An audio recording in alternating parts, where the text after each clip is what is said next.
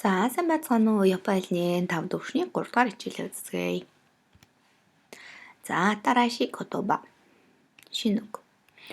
Кёшицу айн танхим, шокудо хуулны газар, жиммушо офис, кайгишицу хурлын өрөө. За, укэцүкэ хүлээн авах ресепшн, роби хүлээлийн танхим өөдний өрөө, хэя өрөө, тоире угаалгын өрөө, нойлын өрөө, кайдан шат, элеватор цахилгаан шат, эскалатор за уршдаг шат, жидо хамбайки автомат машин. За энэ маань ундаа чихэр янз бүрийн зардаг автомат машин дээ. За денва утас. За утасны дуудлагыг денва гэж хэлнэ дээ. Куни улс. За кайша компани, учи байшин гэр, күцү гутал, нектай занга, вайн дарс, уриба тасаг лангуу. За одоо дэлгүүрт одоо виноны тасаг гэх юм бол вайн уриба гэж хэлж байна тийм. Чика за барилгын газар доорх хэсэг подвал гинэ. Зөвөр хэлбэл доошоо одоо Б1 Б2 гэдэг доошоо давхрууд идэв ш. Тэр чика гэж хэлнэ тийм. За кай давхар одоо хоёр давхар юм бол нэг кай гэх нэ тийм. За нангай хитэн давхар. Икура хит одоо юмны тоо үн асуухад икура гэх нэ тийм. За сумимасен уучлаарай. Доомо баярлалаа. Ирашаймасе тавтамөрлнө гэсэн үг байна. За дөрөв. За өнөөдөр бүгдөө дөрөв үзгэнэ. За тэгээ бүгдөө коре, соре, аре, коно, соно, ано гэж цаг төлөөний өгнүүд үзэж байгаа тийм. За тэгэхээр өнөөдөр үргэлжлүүлээд коко, соко, асоко гэд байршил цаг төлөөний өгнүүд үзгэнэ. За тэгэхээр коко болон кочира энд ийшээ гэсэн утгатай хана тийм. За коко болон кочирагийн ялгаа нь бол кочира кокогоос арай илүү ийдэг, хүндэтгсэн хэлбэр. За мөн коко нь яг энд гэдэг тодорхой байршлыг зааж байгаа бол кочира гэж хэлэх юм бол бас одоо ийшээ дагаад явна уу ч юм уу тийм. Хүнд одоо ингээд зам заагаа явж байгаа бол жишээ нь коко гэж хэлэхгүй кочира гэж хэлнэ тийм. Ийшээ гэж хэлнэ. За соко тэн за тэгээ сочира тийшээ за адилхан тийм. Одоо надаас ярьж байгаа нэс жоохон хол байх юм бол тэнд эсвэл тийшээ. За мөн сонсож байгаа ч юм уу миний харилцан ярьж байгаа хүнтэй ойрхон байх юм бол одоо наанчин гэж хэлэх гэж байгаа болоос соко гэж хэлж болно тийм. За соко ачира. За дээр тэн дээр тийшээ. За заавал яг ингээ харагдж байгаа газар чи юу н хол газрыг хэлэх нь тийм. За доко дочира гэх юм бол хаана хаашаа гэсэн асуух үг байна. За энэ зурган дээр тодорхой харагдаж байна тийм. За энэ одоо би юм бол коко гэх юм бол энд, соко гэвэл тэнд, асоко гэвэл хол ханаа тийм. За энд бас мөн коко гэхээр энд, соко гэвэл тэнд. За жоохон хол зайтай юм бол соко тийм. Өөрөөр хэлбэл заавал ингээд нэг сонсож байгаа хүний байгаа газрыг захта соко гэсэн үг биш байх нь тийм. Соко гэдэг маань зүгээр тэнд л гэсэн утгатай. За асоко гэдэг маань болохоор арай хол тэр тэнд гэсэн утгатай байна тийм. За эсвэл бүр энд одоо юу гэдэг чинь заавал харагдаж байгаа юм биш энд байхгүй юм и талаар ярьж байгаа чинь соко гэж хэлж байна тийм. За дасгал ажиллаад үзье. Рэй тоире ва доко desu ka? Асоко desu. Рэй дасгалын жишээний зургийг харах юм бол 0 хаана вэ гэсэн чинь асоко desu гэж нэ нэлийн хулаагаа болохоор асоко desu. За ичиба кайгишицу. Кайгишицу гэдэг маань хурлын өрөө гэсэн тийм. Шинэ үгэн дээр сая утсан. За энэ ойрхон байгаа юм чинь соко desu, коко desu. За 2番自動販売機。自動販売機はどこですか? За энэ зааж өгч байгаа хүнээс маань одоо жоохон хоолой те. За ярьж байгаа хүнтэй илүү ойрхон наан чи эсвэл тэнд гэж хэлэх юм бол соко desu. За 3番山田さんはどこですか? За энэ хулаагаа юм чинь асоко desu гэж хэлнэ. За нэр үг болон нэр үг фа нөхцөл газар байршил дэс гэж байна. Байршил заах. За дээр загварыг ашиглан эзүүс болон хүний байгаа байршлыг зааж болно гэж байна. За бүгдөө нэр үгний ард ваа нөхцөл аваад тэний рүүг аваад одоо өгүүлбэр зохиогоод сурцсан байгаа. Тэнийг юм өгүүлбэрийн бүтэц үзсэн байгаа. Тэгэхээр энийг ашиглаад бас юмны байгаа газрыг хэлж болох юм тий. Тэгэж хэлэхдээ энэ нэр үг нь одоо газар байршил заасан үг байх хэрэгтэй байна тий. Тэгээ ингэж хэлж байгаа тохиолдолд энэ маань тэр тим юм гэж хэлэхээс илүү тэр тэнд байгаа гэсэн утгыг илэрхийлэх нь нэ. Жишээ Оте арайва асока дес. Ариун цэврийн өрөө тэнд байна. Денва ва 2階です. Утас 2 давхурт байгаа. За Ямада-сан ва жимушо дес. Ямада-сан оффист байгаа. За бүгдөө болохоор үтсэн байгаа нь жишээ ва нөхцөл аваад энд нэр үг аваад тэгэхээр одоо жишээ нь өгүүлбэр авах юм бол ваташи ва гаксей дес гэх юм бол би одоо оюутан сурагч гэсэн өгүүлбэр болно тийм. За энэ дээр гэхдээ байршил заасан, газар заасан үг байх юм бол Ямада-сан бол офис юм а гэсэн үг бол гэсэн утга илэрхийлэхгүй Ямада-сан оффистой байгаа гэсэн үг болох нь тийм. За энэ одоо хамгийн энгийнээр ингэж хэлж болно гэсэн үг. Бүгдөө одоо N5 үзэж байгаа болохоор хамгийн энгийнээр л ярьж сураад байгаа тийм. За цаашаа ингээд одоо бүгдөрч үйл үгэж үзэж эхлэх байгаа шүү дээ тийм. За ингээд цаашаа үйл үгээ үзээд эхлэх юм бол одоо Ямада-сан тэнд байгаа гэд яг үйл үгийг хэрэглээд хэлж болно тийм. За одоохондоо бас ингэж хэлж болох нь. Энэ бол маш энгийн тийм. За жишээ нь одоо би сургууль дээр яана гэж хэлмэл ваташи ва какко дес гэж хэлж байна. Маш амархан тийм. За доко болон дочира гэж байна тийм. За доко болон дочира ашиглан хүний улс үндэс сургууль ажлыг асууж болно. За өөрөөр хэлбэл зөвхөн байршлын асуугаас гадна хаана сурдаг вэ, хаана ажилладаг вэ, хаанаас ирсэн бэ гэж асуух юм бол доко болон дочираг ашиглаад асууж болох нь тийм. За какко ва доко desu ka? За энэ маань одоо сургуульчид хаана вэ гэд байршлын асуухаас гадна бас хаана сурдаг вэ гэсэн өгүүлбэр хийж болох нь.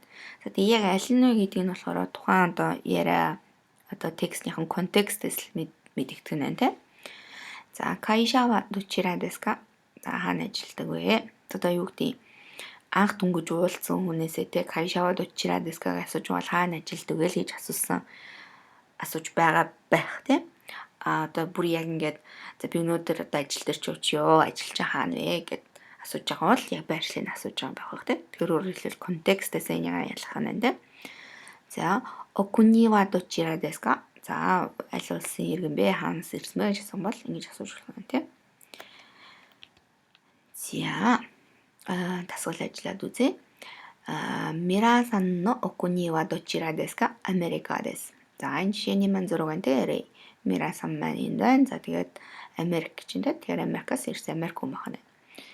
За 1番 Сантос-санのお国はどちらですか? Бразилです. За Сантос-сан хаанаас ирсэн бэ? Аль улсын ирэн бэ гэсэн чинь Бразил гэж байна.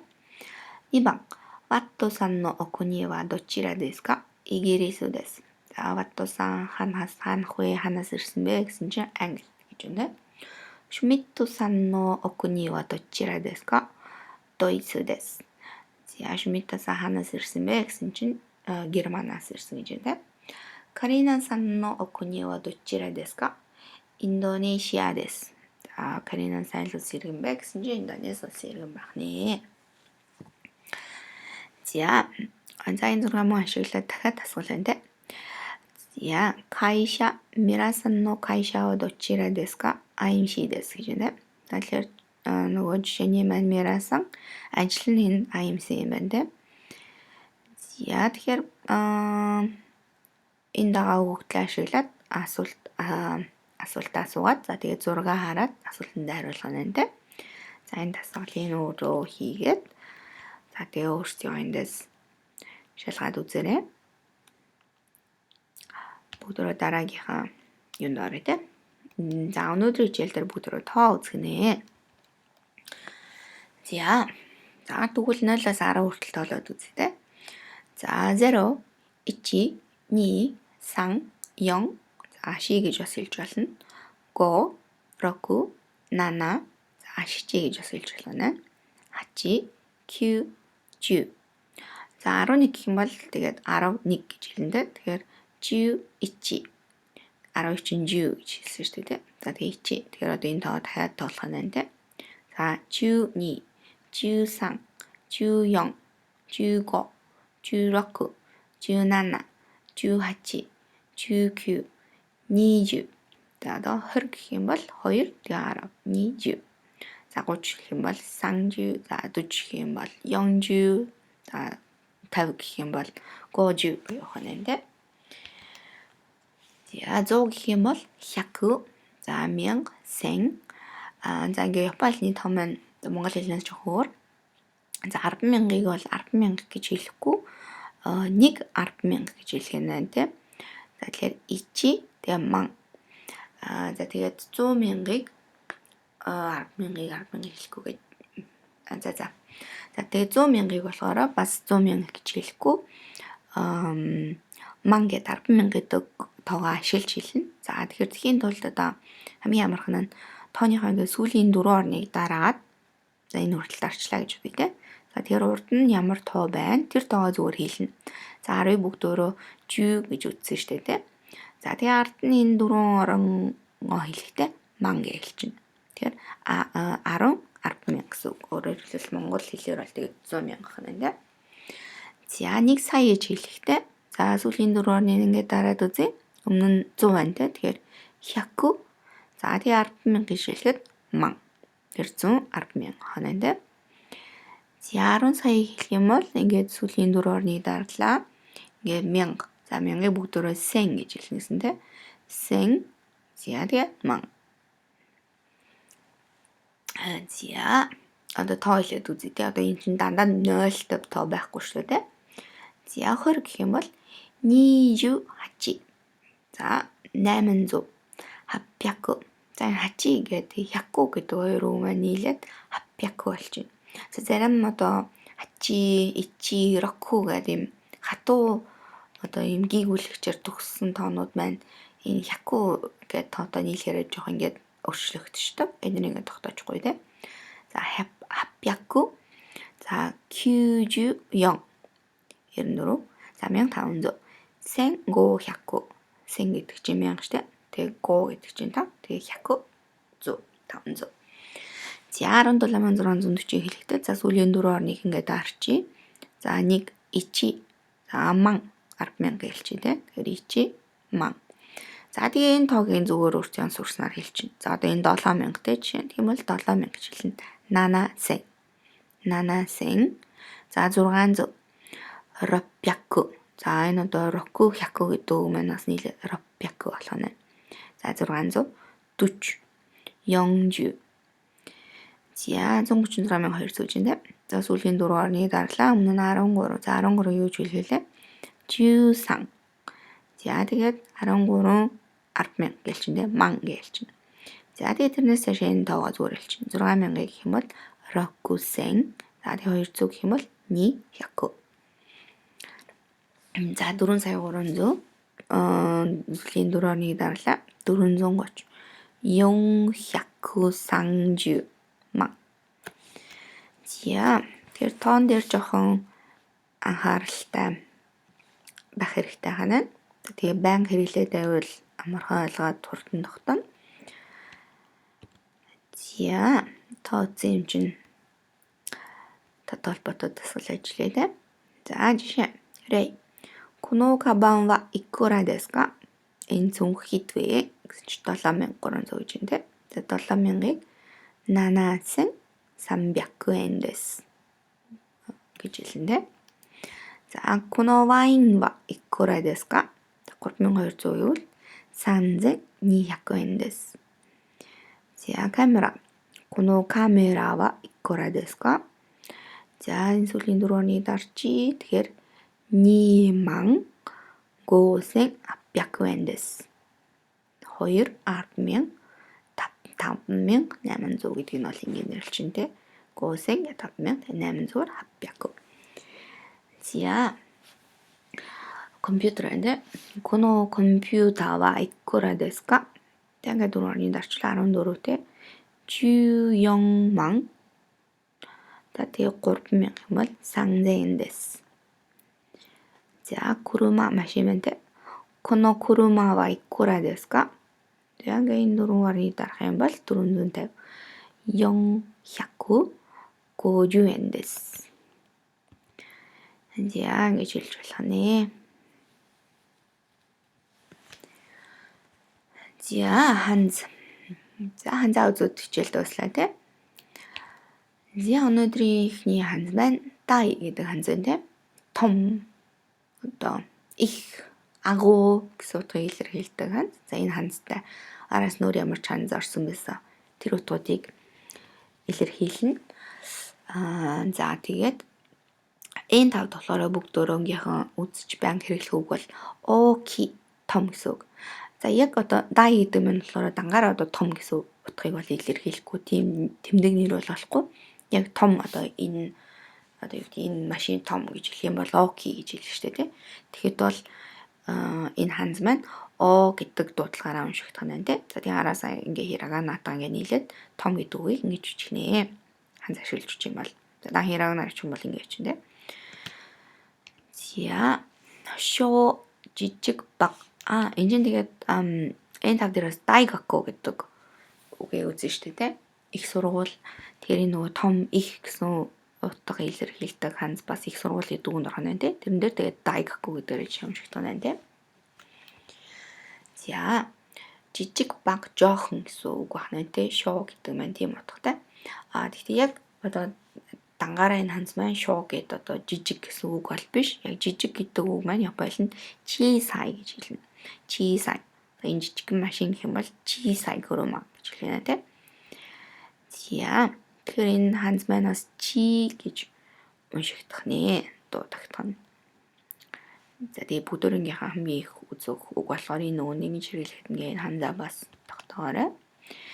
За цуки гацу гэж байна тий. Сар. За ийм хоёр дуудлагатай. За тэгээд энэ цуки гэдэг дуудлагаар нь хэрэгжилж байгаа тохиолдолд одоо яг ингээд тэнгэр дээр байгаа тэр сарыг хэлж байгаа. Цуки.